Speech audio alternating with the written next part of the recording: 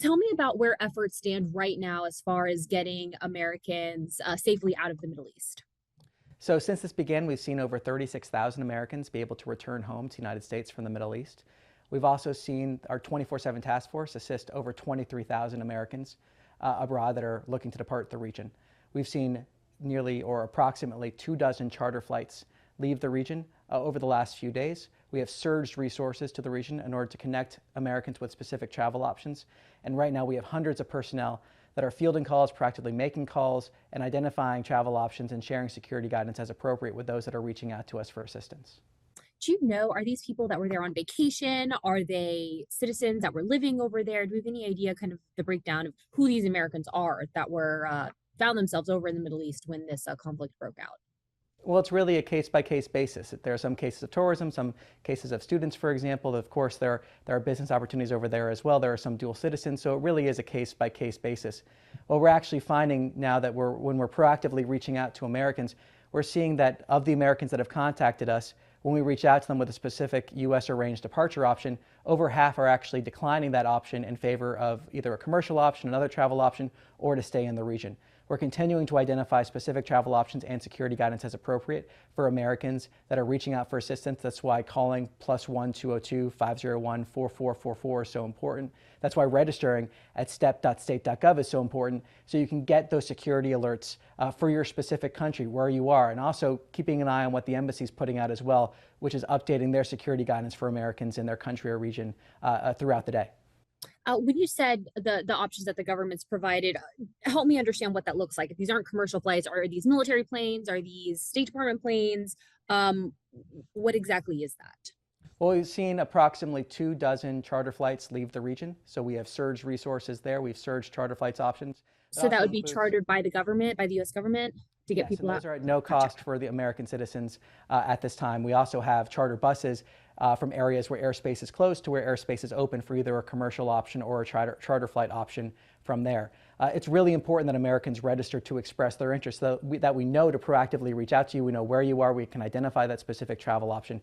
But when I say government arranged travel options, talking about those charter flight options, when we reach out to Americans that have contacted us, currently over half of Americans are turning down those government arranged travel options in favor of a commercial option, another travel option, or to stay in the region. And walk me through again how easy it is for Americans over in the Middle East to register with the State Department and monitor this process. So they can call +1 202 501 4444. We have hundreds of personnel that are right now fielding calls and then proactively reaching out to people with that guidance as appropriate. Or they can go to state.gov, where they will see a link to a form where they can register their interest. So again, those two options that Americans can go to are +1 202 501 4444 with those hundreds of personnel fielding calls, or go to state.gov to that link where they will then see a travel intake form to register their interest if they want to depart the region. You may have said this in your first answer, because I know you're throwing out some numbers, so forgive me. But how many? Do you have any gauge of how many Americans are in the Middle East? How are you guys monitoring numbers? Well, it's really important that Americans register to express that interest so that we know where they are and we connect them with that option. We have seen, like I said, over 23,000 Americans directly assisted by the 24/7 task force. We surge resources in order to help the American people. But again, vitally important that if people want to depart the region, they call or go online to register their interest so that we know that you're looking to depart and can connect you with that specific travel guidance, security guidance, those travel options to bring you home should you desire to come home. What do you have to say to Americans who maybe had preset plans, business trips, vacations, personal, for whatever reason, heading over to the Middle East as personal entities? What's the State Department's messaging regarding travel of Americans, heading towards the Middle East right now? Well, I would say go to travel.state.gov to see the latest travel advice. You can also look at the embassy or consulate in the region or country that you are going to for the latest security advice. That'll give you the latest guidance that's happening. That'll give you our latest diplomatic posture in terms of our diplomatic facilities in that country or region. It gives you the information you need to be fully informed. And then please register at step.state.gov, especially if you're in the region.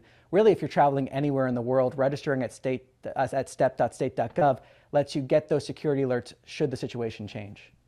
Is there anything else that you think is important for the American public to know right now? Our highest priority is the safety and security of the American people. That's why we've surged these resources to help those that want to come home, to bring them home. We are dedicated to bringing every single American that wants to come home, home. Do you anticipate the need for any more resource surges in the coming days or weeks? Well, we have surged those resources. We're seeing charter flights underway. We're continuing to have that call center, hundreds of personnel. I actually came from one of the task force rooms just recently and can speak to the experienced personnel that are right now identifying those specific travel options with specific individuals, getting them the exact information they need to depart the region should they desire to do so.